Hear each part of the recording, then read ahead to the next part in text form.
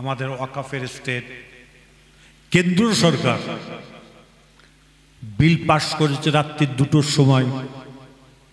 মিডিয়াদের দ্বারাই বলে দিচ্ছে, রাত্রি 2টোর সময় যে বিল পাস করেছে কেন্দ্র সরকার বিজেপি, আমরা সেই বিল আমরা কোনোদিন মেনে নেব না। এরই জন্য কলকাতা ব্রিগেডে 26 তারিখে প্রোগ্রাম ছিল, আপনারা ওত পেতে যেতেন, 1 কোটির উপরে মানুষ হতো।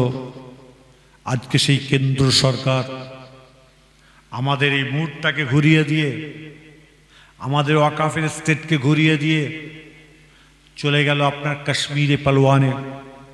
সেখানে গিয়ে জওয়ানকে মারলো আমাদের নদিয়া জেলার মানুষ, ছেলে জওয়ান যুবক। আজকে এমন একটা সিচুয়েশনের মধ্যে পড়ে গেছি।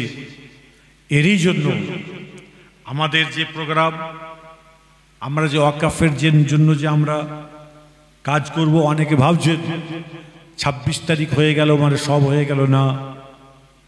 এই 26-এ আপনার প্রোগ্রাম শুরু হবে। আর এই ওয়াকাফের আপনার কি যত মিটিং মিছিল হবে, হই হই হবে না। আপনার এই বিলকে প্রত্যাহার করার জন্য 32 থেকে 33 আপনার কি বলে 2000, এটা কত 25, তো 25, 30, 32, 34 হতে হয়ে যেতে পারে। আপনাকে আমাকে সেইভাবে সচেতন হয়ে আমাদের কর্মস্থান, আমাদের মসজিদ, আমাদের মাদ্রাসা, আমাদের ঈদগাহ আমরা যেন স্বয়ং সম্পূর্ণ রাখতে পারি একতার সঙ্গে। এখানে তবলিগ, দেওবন্দি, বেরেলি, ফুরফুরা, জামাত ইসলাম, আমরা সবাই এখন এক কওমের জন্য, জাতির জন্য।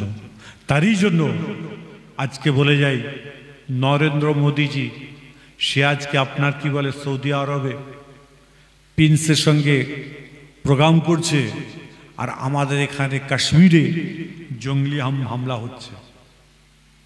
চিন্তা করেছেন আমাদের অবস্থাটা কোন জায়গায় স্থানটাকে রাখছে?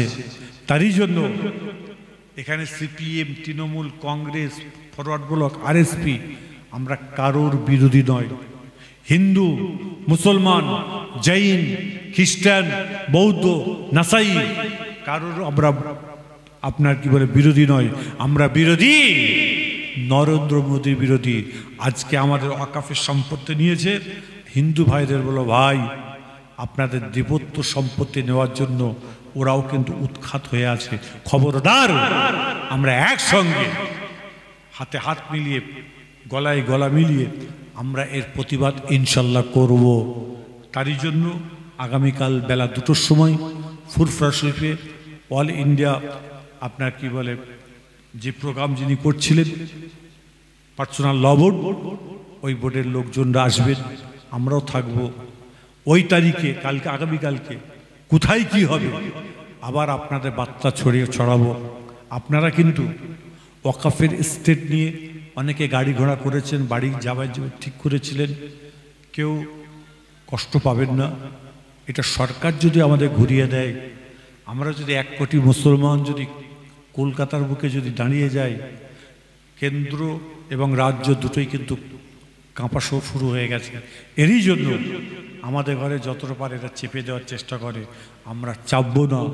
আমাদের ছেলেরা তাদের ভবিষ্যতের দিকে তাকিয়ে আমরা ওয়াকাফের বিলকে প্রত্যাহার করে আমাদের জায়গা, আমাদের কর্মস্থান, আমাদের সব কিছু ঠিক যেন থাকে। কেন আপনি মারা যাবেন, ভালো করে শুনে রেখে দিন, আপনার জানাজার নামাজ হবে, আপনাকে কাফন পরানো হবে, আপনাকে কবরে শোয়ানো হবে না। কবরে শোয়াতে গেলে ডিএম থেকে পারমিশন আসবে। কারোর যদি 6 ফুট হয় লাশ, দেবে 4-5 ফুট 7, তখন বলবে ভাই আমার বাপের লাশটা একটু লম্বা, বলে ওতেই গুঁজরে গাজরে দাও, তাতে একটা ভ্যাকসিন দিয়ে এমন সময় সেই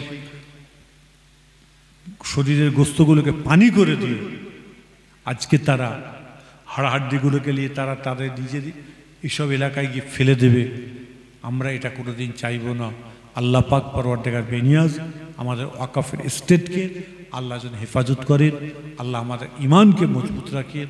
আমরা সারা গ্রামের মানুষ, সারা প্রাণের, সারা বিশ্বের মানুষ, আজকে অনেকে বলেছিল এরা সুন্নি, এরা শিয়া, ওরা তবলিগ, ওরা দেওবন্দি, ওরা ফুরফুরা, ওরা জীবনে কোনোদিন এক হবে না।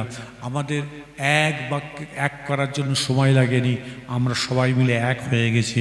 আরেকবার জোরে বলা যাবে না? এতে আপনারা খুশি না বেজার? সবাই খুশি তো? এই ভ্রাতৃত্ব, এই ভালোবাসা আল্লাহ পাক যেন আমাদের প্রত্যেকের সারা জীবন যেন রাখেন। যদি দাদা হুজুর কেবলা রহমতুল্লাহ আলাইহি যদি বেঁচে থাকতো, 5 হুজুর কেবলা যদি বেঁচে থাকতো, বলতো এই এটা কওমের জন্য, এটা জাতির জন্য, তো যাও তোমরা ময়দানে নেমে পড়ে তোমরা তার প্রতিবাদ করো। আমরা ফুরফুরা শরীফের পীরজাদারাও প্রতিবাদ করছি। মুসলিম পার্সোনাল লকে নিয়ে বৃহত্তম আমরা যখন আকার যখন ধারণ করব, আমরা দিল্লি যাব। আপনাদের বলে যে আমরা দিল্লি যাব। নরেন্দ্র মোদীর আপনার কি বলে তার জায়গা যেখানে আছে আমরা ঘেরাও করব, সেখানে আমরা অবস্থান করব। আপনাদের ঘর এখান থেকে নিয়ে যাব। আপনার হুজুর আমি গরিব মানুষ, আপনাকে ট্রেনের ভাড়া দিয়ে নিয়ে যাওয়া হবে, ওখানে খাওয়া দাওয়ার জন্য ব্যবস্থা করা হবে, বাড়িতে আপনার সংসারে খরচা দিয়ে দেওয়া হবে। 2 দিনের জন্য, 1 দিনের জন্য, 3 দিনের জন্য আপনি সেখানে ধর্ণা দিয়ে আসবেন। কওমের জন্য, জাতির জন্য রাজি আছেন না বাবা? জোরে বলো, রাজি আছেন না? একদম। ওয়াকফের স্টেট নিয়ে এখন কিছু 2 নম্বর মাল বেরোবে, মানুষ বেরোবে। কি জানেন? তুমি 20,000 টাকা দাও, তোমার সব ওয়াকফ করতে, তোমার আর কোনো সরকার তোমাকে লাগাবে না। এরকম কিছু লোক বেরিয়ে পড়বে কয়েকদিনের মধ্যে। খবরদার কারোর প্রচলনায় পা দিয়ে এইভাবে আমাদের কর্মস্থান স্টেট এবং আমার দাদর দিয়া আমাদের প্রত্যেকের ওয়াকফের স্টেটটাকে কারো হাতে আপনি তুলে দেবেন না।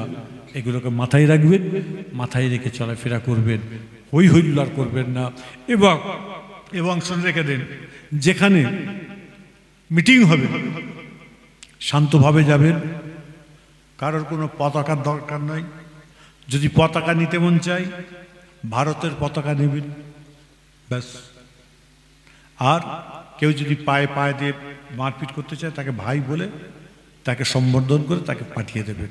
খবরদার, আমাদের দুর্দিন আসছে, ওই দুর্দিনগুলোকে আপনাকে আমাকে স্বইচ্ছায় সব ভালোভাবে আল্লাহ যেন আমাদের ঘরে রাখেন, সুস্থ রাখেন। যাই হোক, অনেক কথাবার্তা বললাম বাপ, আমার কথায় কষ্ট পেলেন কেউ? কেউ ব্যথা পেয়েছেন? কষ্ট ব্যথা নেবেন না। আসুন, আমার রসুল পাক সাল্লাল্লাহু আলাইহি ওয়াসাল্লাম সোনার মদিনা জমিনে আরাম করছেন, আমরা সকলে দাঁড়িয়ে আমার নবীকে দোয়া